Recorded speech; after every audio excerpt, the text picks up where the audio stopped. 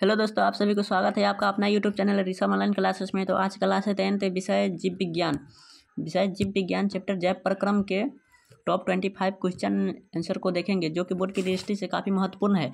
और यहाँ से 2 से 4 प्रश्न पक्के ही बोर्ड एग्जाम में पूछे जाएंगे, इसलिए आप इस वीडियो को बिना स्किप किए देखिए और पूरा प्रश्न उत्तर को समझने का प्रयास कीजिए।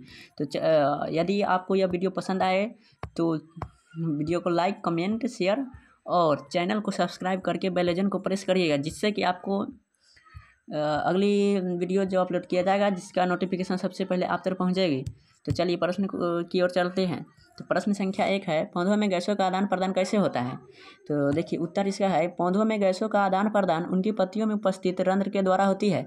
यानी कि पौधों में जो पत्तियों में उनकी उपस्थित रंध्र, यानी पौधों की पत्तियों में जो उपस्थित रंध्र होती है उनके ही द्वारा गैसों का आदान प्रदान होता है। और इनमें CO2 यानी कार्बन डाइऑक्साइड और O2 ऑक्सीजन का आदान प्रदान विसरण क्रिया द्वारा होता है। तो चलिए यह प्रश्न क्लियर हुआ। अब अगली प्रश्न की ओर चलते हैं। प्रश्न संख्या 2 क्या है, प्रकाश संश्लेषण क्या है। प्रकाश संश्लेषण क्या है, इसका रासायनिक समीकरण और महत्व को लिखिए।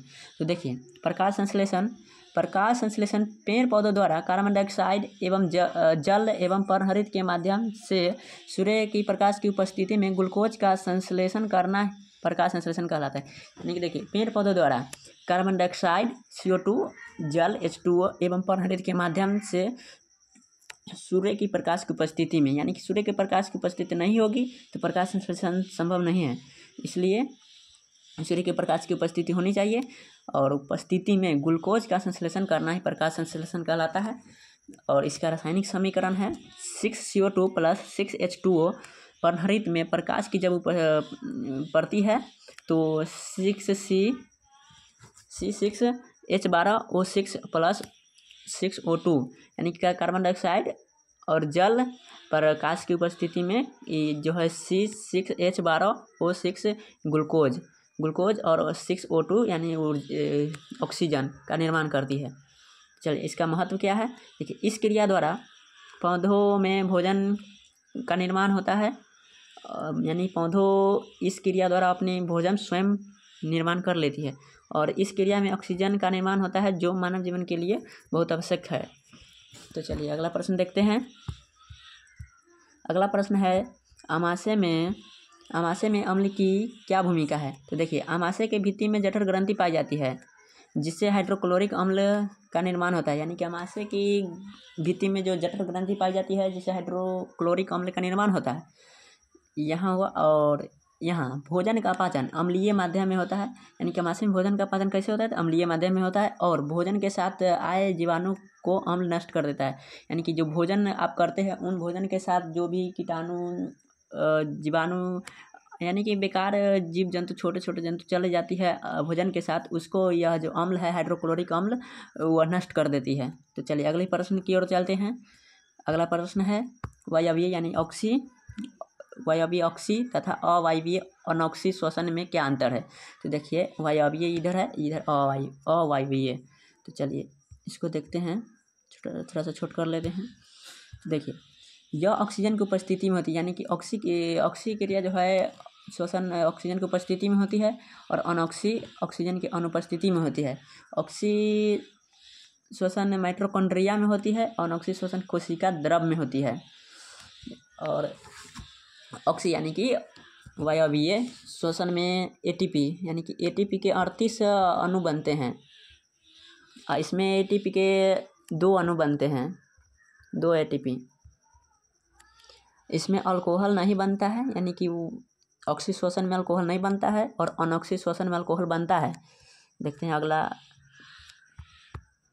देखिए इसमें जो है ऑक्सी श्वसन में अधिक ऊर्जा मुक्त होती है, अनॉक्सी श्वसन में कम ऊर्जा मुक्त होती है। देखिए ऑक्सी श्वसन में अधिक ऊर्जा मुक्त होती है और अनॉक्सी में बहुत मानी कम ऊर्जा मुक्त होती है। चलिए अगला प्रश्न देखते हैं। अगला प्रश्न है, भोजन के पाचन में लार की क्या भूमिका है।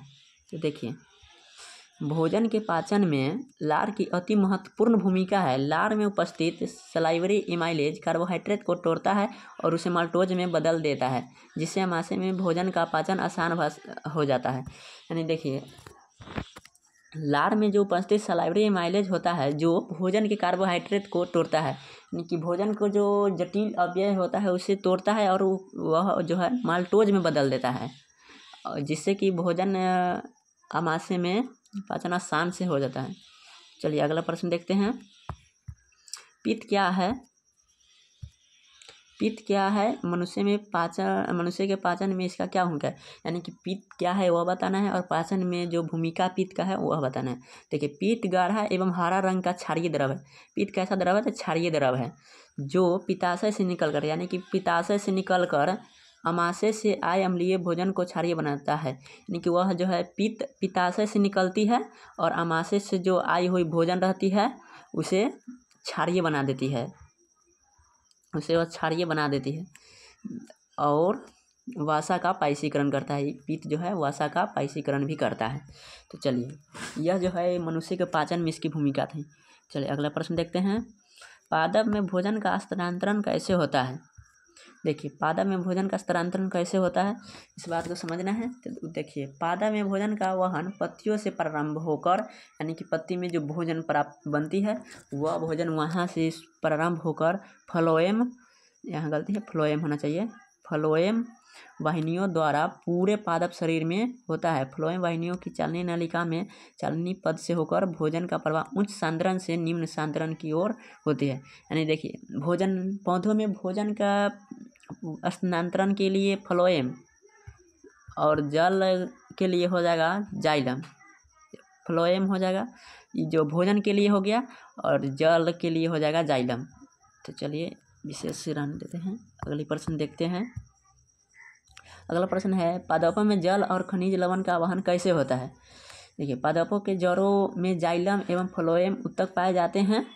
जाइलम से जल का वहन एवं फ्लोएम से खनिज लवण का वहन होता है। जड़ के पास नमी मौजूद होती है, यानी जड़ नीचे धरती में तो नमी ही न होती है, तो वही नमी मौजूद रहती है।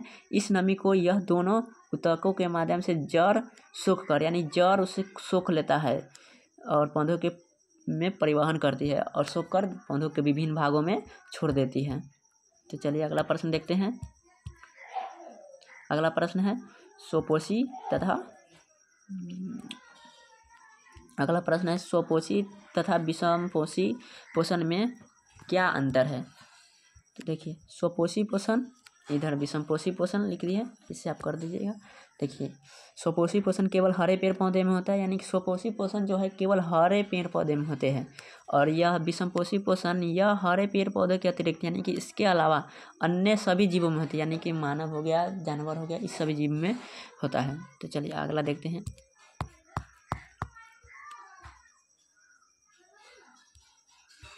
अगला है, इसके लिए यानी स्वपोषी पोषण के लिए कार्बन डाइऑक्साइड, सूर्य का प्रकाश और जल आवश्यक है, और इसके लिए सूर्य का प्रकाश, कार्बन डाइऑक्साइड इत्यादि अनिवार्य है, यानी कि उतना आवश्यक नहीं है। अगली है, इसमें भोजन की पाचन की आवश्यकता होती है, यानी कि नहीं होती है। स्वपोषी पोषण में पाचन की आवश्यकता नहीं होती, यानी कि भोजन को पचाने उचाने की क्रिया नहीं होती है। और विषमपोषी पोषण में भोजन की पाचन की आवश्यकता होती है, यानी कि मानव भोजन ग्रहण करता है या जानवर भी करता है तो वह इसके लिए भोजन का पाचन करना आवश्यक है, जबकि पेड़ पौधों के लिए भोजन का पाचन करना आवश्यक नहीं है। तो चलिए अगले प्रश्न देखते हैं। अगले प्रश्न है, श्वसन एवं दहन में क्या अंतर है? देखिए, श्वसन और दहन में अंतर, यह श्वसन हो गया। देखिए, श्वसन जैव रासायनिक क्रिया है और दहन अजैव रासायनिक क्रिया है। श्वसन में यानी कि इसमें पदार्थ का धीमी गति से ऑक्सीकरण होता है, इसमें तीव्र गति से ऑक्सीकरण होता है। देखिए तीसरा है, यह एक नियंत्रित क्रिया तथा कम ताप पर होती है, यानी कि यह नियंत्रित क्रिया है। श्वसन नियंत्रित क्रिया है, यह एक अनियंत्रित क्रिया है जो उच्च ताप पर होता है। इसमें ऊष्मा तथा प्रकाश की उत्पत्ति नहीं होती है, इसमें ऊष्मा तथा प्रकाश की उत्पत्ति होती है। तो चलिए अगला प्रश्न देखते हैं। अगला प्रश्न है, रक्त एवं यानी कि रक्त और रक्त और लसिका में क्या अंतर है, यानी अंतर क्या है, इसको लिखना है। रक्त और लसिका में अंतर लिखे। देखिए इसका उत्तर है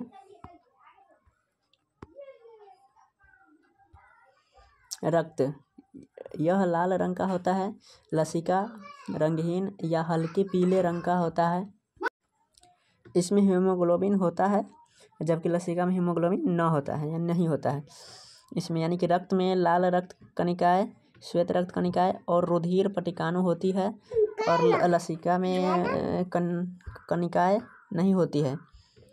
रक्त यानी कि रक्त है हृदय के अंगों तक बहता है और वापस आता है। ये रक्त जो है हृदय की ओर जाता भी है और आता भी है। और लसिका जो है केवल एक ही दिशा में बहता है, अर्थात ऊतकों से हृदय की ओर। और रक्त में यानी इसमें श्वसन वर्णक ऑक्सीजन, कार्बन डाइऑक्साइड और वर्ज्य पदार्थ होते हैं, जबकि लसिका शरीर को कोशिका को नहलाता है।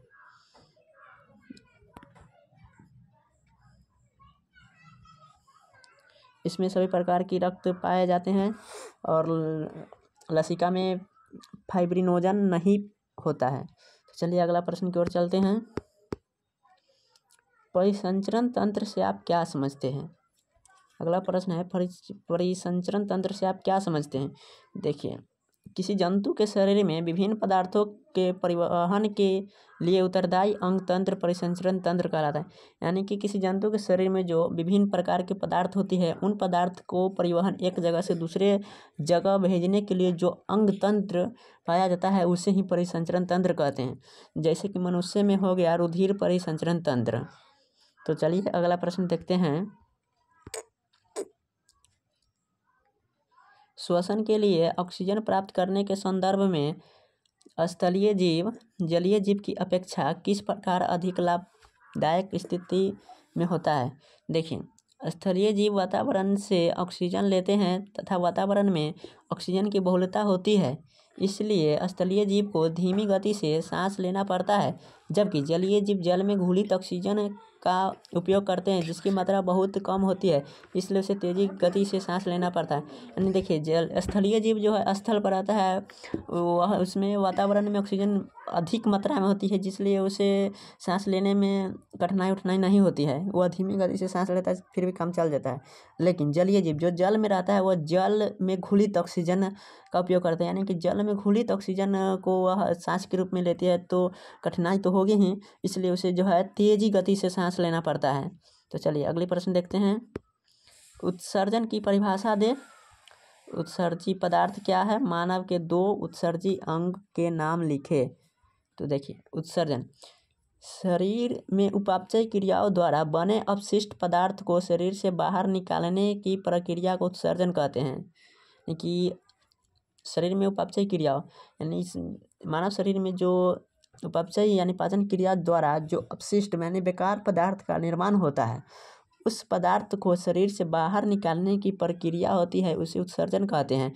और जिस पदार्थ को यानी कि जो पदार्थ बाहर निकलते हैं उसे उत्सर्जी पदार्थ कहते हैं। यानी कि जिस पदार्थ को निकालेंगे उसे उत्सर्जी पदार्थ कहेंगे। देखिए, उत्सर्जी अंग है तो 2 ठो ले लिए हैं, एगो ब्रिक पहला और फेफड़ा। और इसमें प्रश्न में नहीं बोला है कि इसका क्या कार्य है ब्रिक और फेफड़ा का, फिर भी हमने लिख दिया है। तो देखिए समझते हैं। यह ब्रिक जो है रक्त में द्रव के रूप में यानी कि रक्त में द्रव के रूप में जो बेकार पदार्थ होता है, अपशिष्ट पदार्थ को मूत्र के रूप में शरीर से बाहर निकालता है।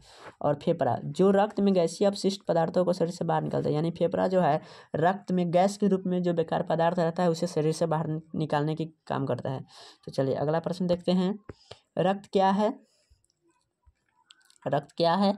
मनुष्य में श्वेत रक्त यानी कि WBC और लाल रक्त कणों RBC की संख्या लिखिए। यानी कि पहले तो रक्त बता देना है कितना है, फिर उसके बाद WBC और RBC की संख्या बताना है।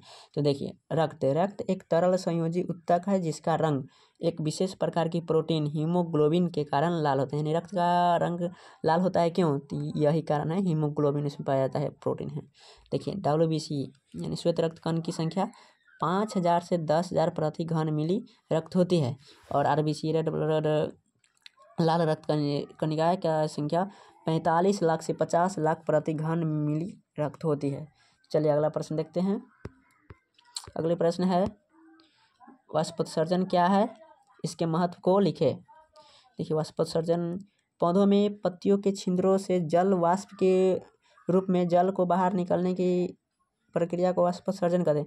यानी पौधों की पत्तियों के छिद्र द्वारा जल वाष्प के रूप में जो जल बाहर निकलने की प्रक्रिया होती है उसे ही वाष्पोत्सर्जन कहते हैं। तो इसका महत्व है, देखिए यह जल अवशोषण को नियमित करता है। अगला है रसारोहण के प्रति उत्तरदायी होता है। रसारोहण के प्रति उत्तरदायी होता है। पौधों में तापमान संतुलित रखता है, इनके पौधों की जो तापमान होती है उसे संतुलित रखता है। देखिए अगला प्रश्न है पाचक इंजाइमों का क्या कार्य है। देखिए इंजाइम उत्प्रेरक क्रिया द्वारा भोजन के जटिल अवयवों को सरल भागों में खंडित कर देते हैं। यानी कि वह जो इंजाइम है वो भोजन के बड़े यानी जटिल जो ठोस पदार्थ होता है भोजन के उसको यह खंडित यानी कि बहुत छोटे छोटे टुकड़ों में खंडित कर देते हैं, जिससे वे घुलनशील हो जाते हैं और शरीर में उनका अवशोषण होता है। समझ गए, यानी कि वह जटिल भोजन को छोटे छोटे टुकड़ों में खंडित कर देते हैं जिससे वह घुलनशील हो जाते हैं और उसका शरीर में अवशोषण हो जाता है। तो चलिए अगला प्रश्न देखते हैं। निम्नलिखित जंतुओं के श्वसन अंगों के नाम बताएं। यानी कि कुछ जंतु है जिसका श्वसन अंग का नाम बताना है। या मछली, दूसरा मच्छर, तीसरा केचुआ, चौथा कुत्ता और मनुष्य इसका श्वसन अंग का नाम बता देना है। तो देखिए यहाँ है, ये जंतु का नाम है मछली, मच्छर, केचुआ, कुत्ता, मनुष्य, इधर का अंग है। तो देखिए मछली किस अंग द्वारा सांस लेती है, श्वसन क्रिया पूर्ति करती है। तो देखिए मछली है गलफड़ा द्वारा सांस लेती है, मच्छर जो है श्वास नाल द्वारा, और केचुआ जो है त्वचा द्वारा, कुत्ता हो गया फेफड़ा द्वारा और मनुष्य फेफड़ा द्वारा। यानी कि मनुष्य किस अंग द्वारा श्वसन क्रिया पूर्ण करती है, तो फेफड़ा द्वारा हो जाएगा। देखिए अगले प्रश्न देखते हैं। रक्त के 2 कार्य को लिखे। यानी कि रक्त के 2 कार्य को लिख देना है। देखिए पदार्थों का परिवहन रक्त की कार्य है, और संक्रमण से शरीर का सुरक्षा, यानी कि बड़ बीमारी से रक्त जो है सुरक्षा प्रदान करती है। तो चलिए अगले प्रश्न देखते हैं। धमनी, अगले प्रश्न है धमनी, शिरा और कोशिकाओं में अंतर बताइए। तो चलिए देखते हैं। यहाँ धमनी हो गया, यहाँ शिरा हो गया और कोशिकाएं। तो देखिए धमनी जो है शुद्ध रुधिर, यानी कि शुद्ध रुधिर को, शुद्ध रक्त को हृदय से दूर शरीर के अंगों में भेजना। धमनी का काम होता है शुद्ध रुधिर को हृदय से दूर शरीर के सभी भागों में भेजना। और शिरा का काम हो जाता है अशुद्ध रुधिर, यानी कि एक अशुद्ध रुधिर यानी रक्त को हृदय तक लाना, यानी शरीर के संपूर्ण भागों से अशुद्ध रक्त को हृदय तक लाने की क्रिया जो है शिराएँ करती है। और कोशिकाएं रक्त को शरीर के संकीर्ण भागों एवं त्वचा में भेजना। यानी कोशिकाएं जो है रक्त को कोशिका के छोटे छोटे भाग में भेजता है।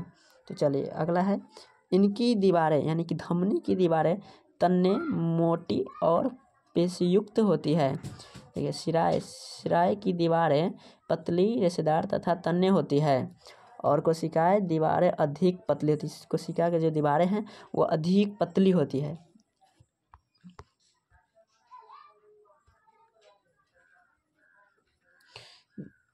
देखिए और यह जो है धमनी के अंदर की गुहिका छोटी होती है, जबकि शिरा के अंदर की गुहिका बड़ी होती है, और कोशिका की गुहिका अधिक पतली होती है।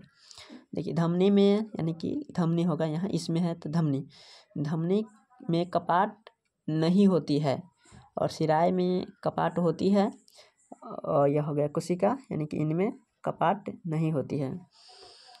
इनमें रुधिर दाब के साथ बहता है, यानी कि रुधिर जो है दाब के साथ बहता है, और इनमें रुधिर बिना झटके बहता है। और कोशिकाएं जो है धमनी और शिरा से निकलती है। कोशिका जो है कहाँ से निकलती है, धमनी और शिरा से निकलती है। तो चलिए अगली प्रश्न देखते हैं।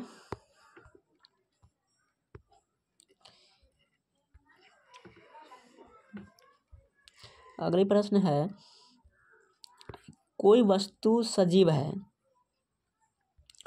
कोई वस्तु सजीव है, इसका निर्धारण करने के लिए हम कौन कौन से मापदंड का प्रयोग करेंगे। यानी कि आपको बताना है कोई वस्तु सजीव है तो आप उसको कैसे पता करेंगे। तो देखिए, सजीव वस्तु के लिए सांस लेना, वृद्धि करना, गति करना एवं टूट फूट की मरम्मत करना, यह क्रिया यदि जिस वस्तु में होती है तो वह समझिएगा आप सजीव है, अन्यथा निर्जीव है। यह क्रिया जो जिस वस्तु में होती है, श्वसन, वृद्धि, गति, टूट फूट की मरम्मत, तो वह सजीव है। तो चलिए अगला प्रश्न देखते हैं। ऑक्सी हीमोग्लोबिन क्या है? ऑक्सी हीमोग्लोबिन क्या है? देखिए, ऑक्सीजन जब हीमोग्लोबिन से मिलता है तो उसे ऑक्सी हीमोग्लोबिन कहते हैं। सिंपल है, ऑक्सीजन ऑक्सी हीमोग्लोबिन यानी कि ऑक्सीजन और हीमोग्लोबिन, ठीक है, एकदम सिंपल है। तो चलिए अगला प्रश्न देखते हैं। ब्रिक के 4 कार्यों को लिखे। तो देखिए, ब्रिक के 4 कार्य इस प्रकार हैं। पहला, नाइट्रोजनीय पदार्थ होना चाहिए का शरीर से बाहर निकालना, शरीर में जल की मात्रा को संतुलित बनाने में सहयोगी, शरीर में हम 4 की मात्रा, शरीर में कुछ गलत है, संतुलित मात्रा को संतुलित रखता है, लवण संतुलन में सहायक, यानी ब्रिक की यह सब कार्य है चारों। अगला प्रश्न देखते हैं।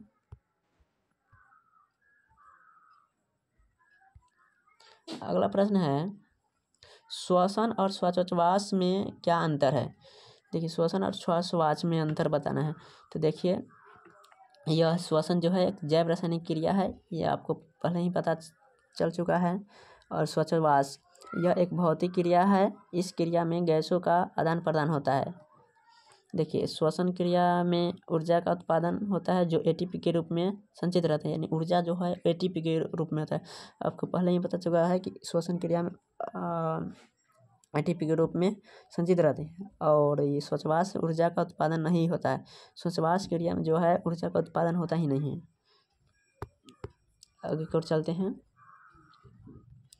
देखिए, यह क्रिया कोशिका के अंदर होती है, यानी कि जो है श्वसन की क्रिया है जो कोशिका के अंदर होती है, और श्वासोच्छ्वास की क्रिया कोशिका के बाहर होती है। श्वसन, इस क्रिया में एंजाइमों की आवश्यकता होती है, जबकि इस क्रिया में एंजाइमों की आवश्यकता नहीं होती, यानी कि श्वासोच्छ्वास की क्रिया में आवश्यकता नहीं होती है एंजाइम की। और श्वसन की क्रिया सभी जीवधारी के लिए में होती है, यानी श्वसन क्रिया जो सभी जीवधारी में आवश्यक है। और श्वासोच्छ्वास की प्रक्रिया केवल उच्च जंतु में ही होती है, यानी उच्च जंतु में है, यह जो है सभी प्रकार के जीवधारियों में होती है। चलिए अगले प्रश्न देखते हैं। मनुष्य में कितने प्रकार के दांत होते हैं? मनुष्य में कितने प्रकार के दांत होते हैं, उनके नाम तथा कार्य, यानी कि मनुष्य में कितने प्रकार के दांत है, उनका जो नाम क्या है और उसका क्या कारण है, कार्य है, यानी कि क्या वो करता है, उस बात को बताना है। तो चलिए देखिए, मनुष्य के दांत 4 प्रकार के होते हैं। पहला है छेदक या कृंतक हुआ। छेदक या कृंतक एक ही बात है। ये दांत वस्तु को काटने के लिए उपयोग होते हैं, यानी कि छेदक दांत द्वारा वस्तु को काटते हैं। और भेदक या रदनक ये दूसरा है, ये दांत वस्तु को फाड़ने के लिए उपयोग होते हैं, यानी वस्तु को फाड़ने के लिए होता है। अग्रचवर्णक और चवर्णक जो है दांत वस्तु को चबाने के लिए, यह दोनों दांत जो है अग्रचवर्णक और चवर्णक वस्तु को चबाने के लिए उपयोगी होता है। तो कैसा लगा वीडियो? यदि आपको अच्छा लगा तो लाइक, कमेंट, शेयर, और दोस्तों के पास ज़रूर शेयर करिएगा, जिससे कि दोस्तों भी इस वीडियो का लाभ उठा सकें। तो चलिए अगले वीडियो का इंतज़ार कीजिए, जब तक के लिए जय हिंद।